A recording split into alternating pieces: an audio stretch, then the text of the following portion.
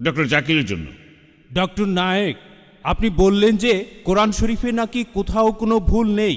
আমি কোরআনে 20টারও বেশি ভুল দেখতে পাচ্ছি, সেটা আরবি ব্যাকরণে। এখন তার কয়েকটা আমি আপনাকে বলছি। ইন্নাল্লাযীনা আমানু ওয়াল্লাযীনা হাদু ওয়াস-সাবিউন, এটা আছে সূরা বাকারায় আর সূরা হাজে। ইন্নাল্লাযীনা আমানু ওয়াল্লাযীনা হাদু ওয়াস-সাবিউন, এখানে কোনটা ঠিক, সাবিউন নাকি সাবিউন? 1 নম্বর।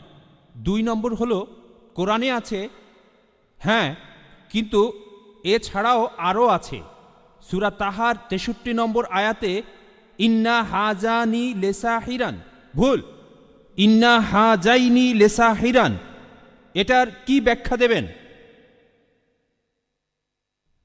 এছাড়াও আমি আরো অনেক ভুলের কথা জানি। এক্সকিউজ মি, আমরা শুধু প্রথম প্রশ্নটা গ্রহণ করব, সময়ের অভাবে দ্বিতীয় প্রশ্নটা গ্রহণ করতে ঠিক পারছি আছে, না।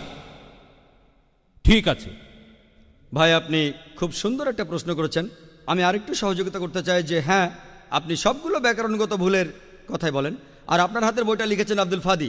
আব্দুল ফাদি ঠিক, ইজ দ্য কোরআন ইনফেলেবল। আমিও দেখতে পাচ্ছি, হ্যাঁ আলহামদুলিল্লাহ, আমি ভালোই দেখতে পাই।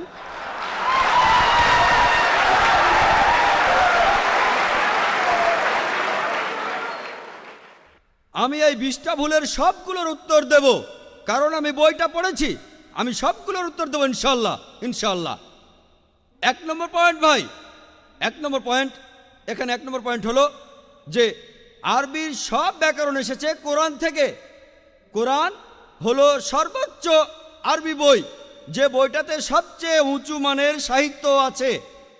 আরবি ভাষার সব ব্যাকরণ এসেছে কোরআন থেকেই।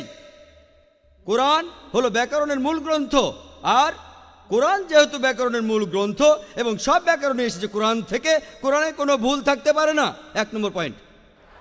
2 নম্বর পয়েন্ট, 2 নম্বর পয়েন্ট, 2 নম্বর পয়েন্ট। ব্যাপারটা এরকম যে আপনি একটা রুলার নিলেন, আর সেই রুলারের গায়ে দাগ কাটা আছে, তারপর বললেন যে মাপটা ভুল হয়েছে। এটা বেশ অযৌক্তিক। 2 নম্বর পয়েন্ট, আরবে বিভিন্ন আলাদা আলাদা গোত্রে, আপনি যদি আরবি জানেন, আর ডক্টর উইলিয়াম ক্যাম্বেল আমার সাথে একমত হবেন যে আরবের গোত্রগুলোর মধ্যে ব্যাকরণ মাঝে মধ্যে বদলে যায়। কিছু কিছু আরবীয় গোত্রে যে শব্দটা স্ত্রীবাচক, অন্য আরেক গোত্রে সেটাই পুরুষবাচক। একই শব্দ, তবে গোত্রভেদে ব্যাকরণ বদল হতে থাকে, এমনকি শব্দের লিঙ্গ বদলে যায়। তাহলে আপনি কি কোরআনকে সবগুলো ব্যাকরণ দিয়ে পরীক্ষা করবেন? না। আর এছাড়াও কোরআনের ভাষা এত উঁচু মানের, এতই উঁচু মানের, এর কাছাকাছি কোনো সাহিত্য নেই। আর কোরআনের বিরুদ্ধে অনেক বই আছে, ইন্টারনেটে গেলে দেখবেন 12টা ব্যাকরণের ভুল, 21টা ব্যাকরণের ভুল, আব্দুল ফাদি 20টা ব্যাকরণের ভুল। আপনাদের কি ধারণা খ্রিস্টানরা এই ভুলগুলো বের করেছে? কারাই ভুল বের করেছে জানেন? কারা করেছে? মুসলমানরাই। মুসলমান পণ্ডিতরা, যেমন জামকশারি, তারা এটা করেছেন। কোরআনের ব্যাকরণ এত উঁচু মানের যে কোরআনের ভাষা মাঝে মধ্যে প্রচলিত আরবির বিরুদ্ধে যায়। কোরআনের ব্যাকরণ এত উঁচু মানের, কোরআনের ব্যাকরণ এতই উঁচু মানের, এজন্য তারা উদাহরণ দিয়েছে। আমিও কয়েকটা উদাহরণ দেব, এতে আপনারা সবগুলো উত্তর পেয়ে যাবেন।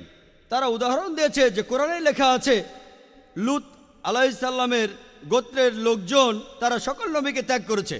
বলা আছে সব নবীকে তারা বর্জন করেছে। ডক্টর উইলিয়াম ক্যাম্বেল বললেন যে নূহ নবীর গোত্রের লোকজন, তারা নবীদের ত্যাগ করেছে। আমরা ইতিহাস থেকে জানি যে মাত্র একজন নবীকে তাদের কাছে পাঠানো হয়েছিল। তাহলে এখানেও ব্যাকরণের ভুল আছে। কোরআনে বলা উচিত ছিল একজন নবীর কথা, বহুবচন না। আর আমি একমত, আর আমার আপনার মতো লোকের কাছে মনে হবে এটা ব্যাকরণের ভুল। কিন্তু যদি আপনারা আরবদের লেখা বইগুলো পড়ে থাকেন, কোরআনের আসল সৌন্দর্য কি? সৌন্দর্যটা হলো কোরআনে কেন একজন নবীর কথা না বলে নবীদের কথা বলা হয়েছে। আপনারা জানেন কেন?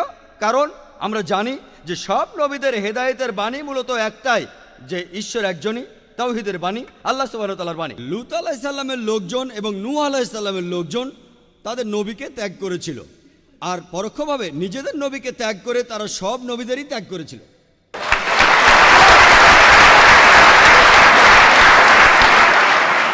সৌন্দর্যটা দেখেন, ভাষার অলংকার দেখেন, আলহামদুলিল্লাহ। আপনার মনে হতে পারে এটা ব্যাকরণের ভুল, কিন্তু এটা ভুল নয়। একইভাবে নূর সারওয়ার নামে একজন বলেছেন যে কোরআন বলছে কুনফা ইয়া কুন, হ বললে হয়ে যায়। এটা নাকি হবে কুনফা কানা, হ বললে হয়ে যেত। হ্যাঁ, আরবির পাস্ট টেন্সে কুনফা কানা, কুন ফায়াকুন নয়, কিন্তু কুন ফায়াকুন আরো উঁচু মানের। বলা আছে আল্লাহ তিনি ছিলেন, আছেন আর থাকবেন, অতীত, বর্তমান আর ভবিষ্যৎ। Thank you doctor Naik.